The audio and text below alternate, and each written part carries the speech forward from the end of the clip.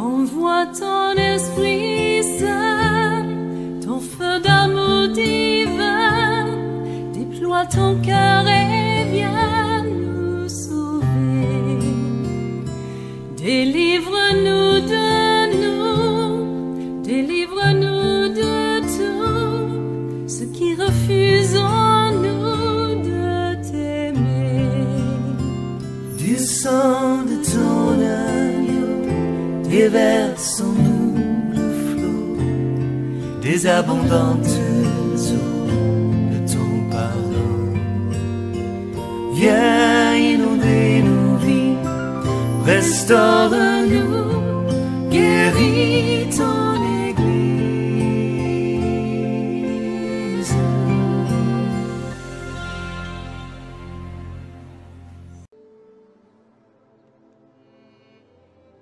Alléluia. Alors dans ce même registre-là, nous pouvons mentionner également un autre élément fondamental dans les règles ou principes d'une nation. Une chose que également Dieu considère, nous pouvons parler également de la terre qui fait partie de la nation ou du royaume, nous dirons la nation, car pour définir une nation, il y a un peuple, la terre, des fondamentaux culturels, n'est-ce pas, considérés comme une identité culturelle, comme l'identité qui caractérise les Français, les Américains, les Chinois, les Maliens, les Burkinabés, par exemple, qui sont des hommes intègres, n'est-ce pas? C'est comme ça que c'est qualifié. Une particularité de chaque nation.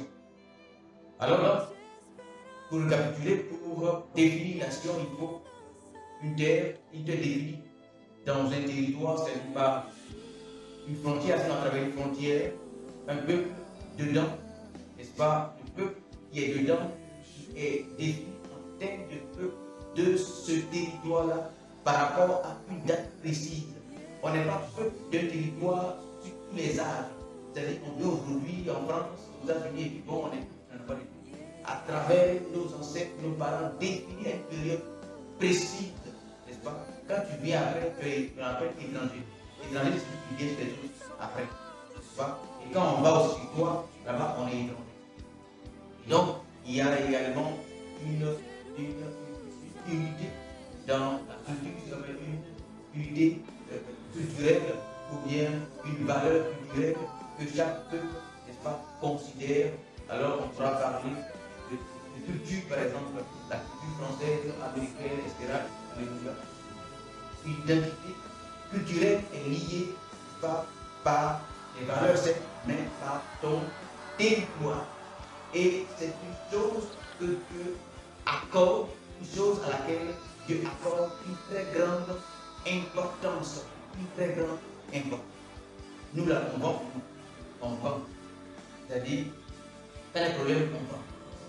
Lorsqu'on veut marier, on vend notre identité. C'est-à-dire que même quand on vend notre identité, on vend, parce que l'argent qu'on a, on prend notre femme, on va prendre une maison pour notre maîtresse, avec l'argent, corruption, n'est-ce pas, de la vente de notre identité, de la vente de notre idée, on va finir à notre terre, Dieu nous donne, on vend.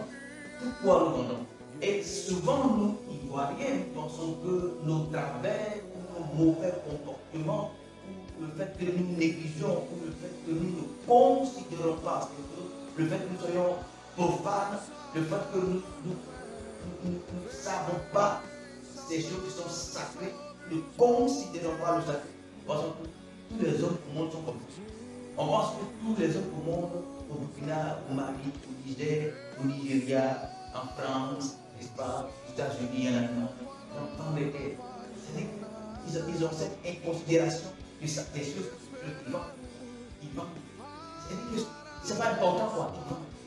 C'est une particularité, c'est un mauvais comportement.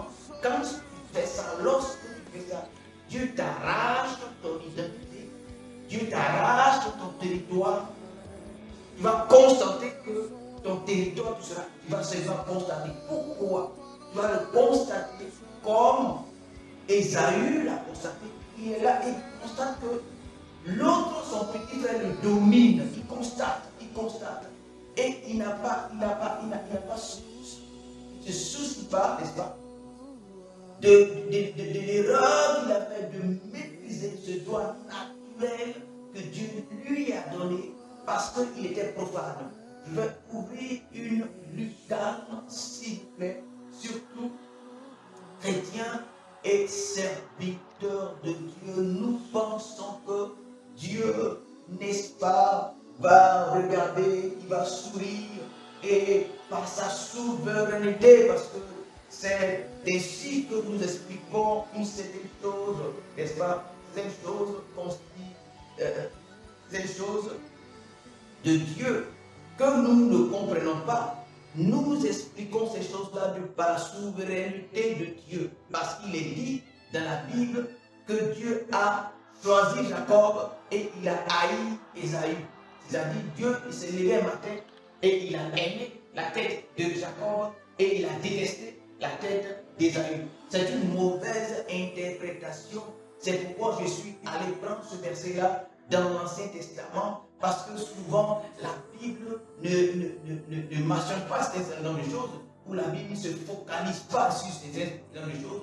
Il faut que tu aies peut-être la révélation de Dieu, comme par exemple l'auteur des Hébreux qui a eu la révélation de Dieu, qui lui a mené à comprendre qu'en fait, Ésaü, il était profane. Ce n'est pas Dieu qui a mis la profanité ou bien ce caractère de profane-là dans le cœur d'Ésaü. Non. Ésaü lui-même, il a fait le choix d'être profane. Jacob a fait le choix d'aimer ce qui est sacré. Ésaü, il a fait le choix d'aimer ce qui n'est pas sacré. Ce n'est pas Dieu qui a dit à Adam de manger le fruit interdit. Dieu lui avait interdit ça. Et dans son cœur, il a eu un désir lui-même de manger ce fruit-là. Ce n'est pas Dieu qui a dit à Satan, sinon qui était d'abord Lucifer, ange de lumière. Maintenant, il faut devenir Satan. Je te donne le pouvoir de devenir Satan, deviens Satan. Ce n'est pas vrai. C'est Satan lui-même, de part, tu ne sais pas d'où vient cette idée-là. Il a décidé lui-même, n'est-ce pas, de se transformer, n'est-ce pas, à Satan, et il est devenu Satan. Lui, qui était autrefois l'ange de lumière, Dieu lui a pas dit de devenir Satan. Lui-même, il est devenu Satan, sachant interpréter les choses. Les gens également disent que Dieu, par sa souveraineté, il a créé Judas dans sa souveraineté et il a accordé une mission à Judas. Et la mission que Jésus-Christ accorde à Judas, c'est le trahir. Et maintenant, Judas, il accomplit cette mission que Dieu lui a donnée, de trahir Jésus. Il met la main, n'est-ce pas, dans le plat avec Jésus, automatiquement, Satan le possède, c'est écrit. Et donc, Jésus planifie que Satan possède Judas, n'est-ce pas? Mais d'abord, il faut-il rappeler que Judas qui tenait la bourse volait dans la bourse.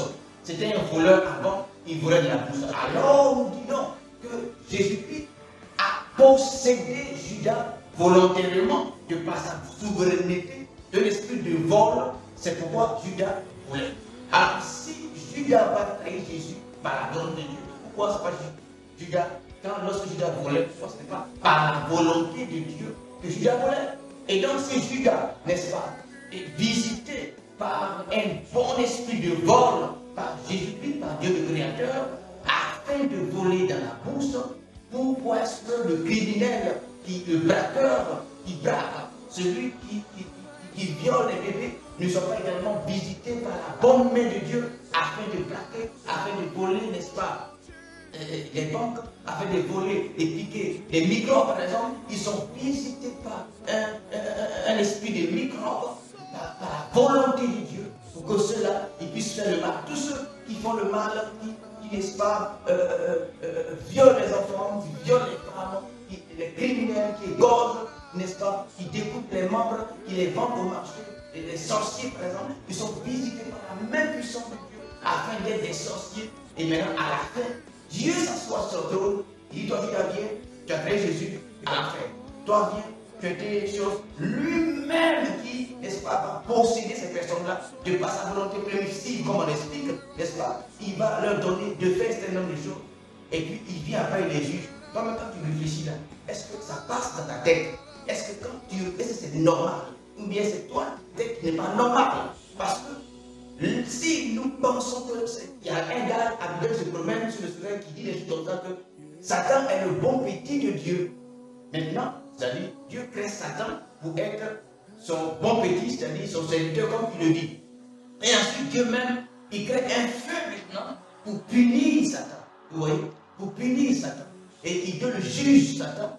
C'est-à-dire, lui-même Dieu, il crée Satan et Judas pour faire des mauvaises choses, et il fait un tribunal et il les juge. Il dit, tu as fait une mauvaise chose, alors au feu. Tu as fait une mauvaise chose au feu. Et c'est lui, mais il est normal.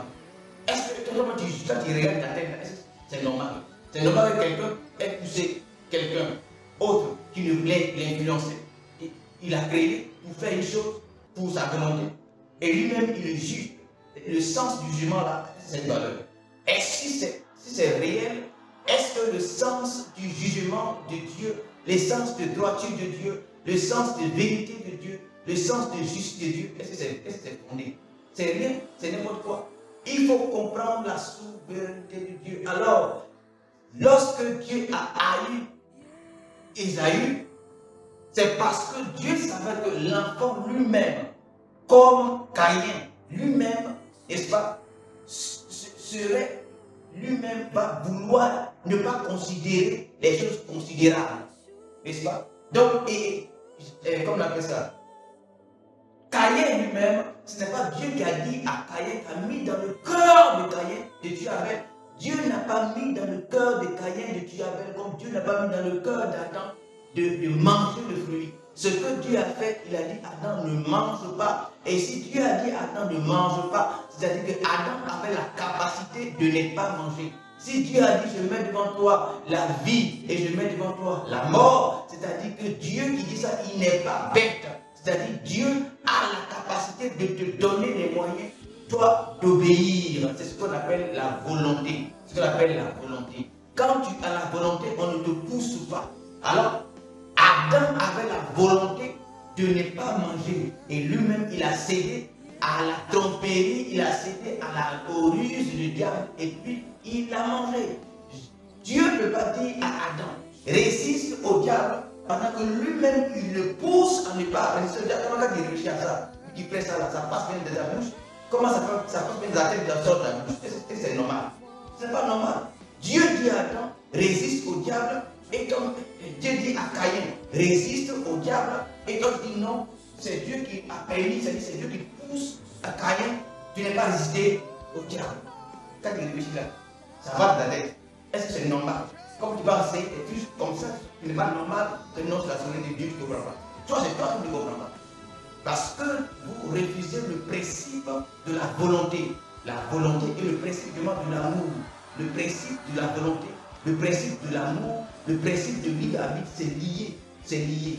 C'est-à-dire, par exemple, le principe de l'amour, pour que tu puisses aimer quelqu'un, il faut que tu aies un libre arbitre.